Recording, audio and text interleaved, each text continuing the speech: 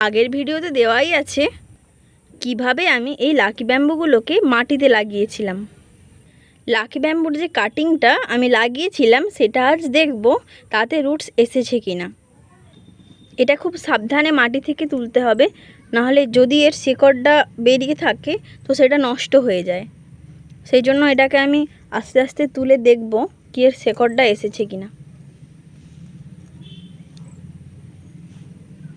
আগে হালকা করে জল স্প্রে করে দেবে, তো মাটিটা একটু লুজ হয়ে গেলে শিকড় সহ গাছটা উঠে আসবে।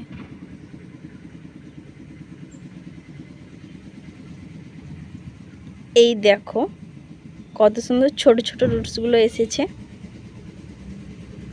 তোমরাও এভাবে লাকি ব্যাম্বুর কাটিং থেকে এভাবে চারা তৈরি করতে পারো। আর একটু জল স্প্রে করে ভালো করে যাতে রুটসগুলো দেখতে পাও, তো সেই জন্য জলটা ভালো করে স্প্রে করে দিই।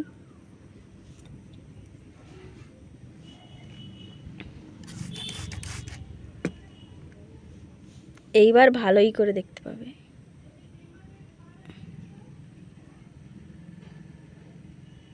এই দেখতে পাচ্ছ কত সুন্দর রুটসগুলো এসেছে।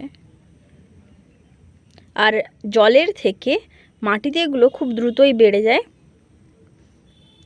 এটাকে আমি আবার মাটিতেই লাগিয়ে দেব।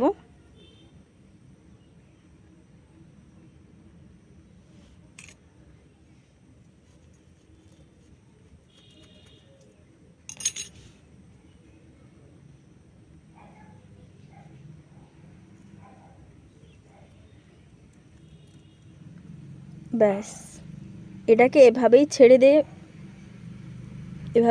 দেব। এই ছোট গাছটাও, এটাকেও আমি কাটিং থেকে লাগিয়েছিলাম। কোনো কারণে এই পাতাগুলো জ্বলে গেছে, এখন আপাতত সুস্থই আছে আর গাছগুলো খুব দ্রুত বাড়ছে। এই ডালটারও কাটিং লাগানো যাবে। 2-3টে যে গাঁট আছে তার উপর থেকে এখান থেকে কাটিং করে জলে বা মাটিতে বসিয়ে দিলেই হবে, এই রুটসগুলো বেরিয়ে আসবে আর সেটা থেকে অনেক চারা তৈরি করা যাবে।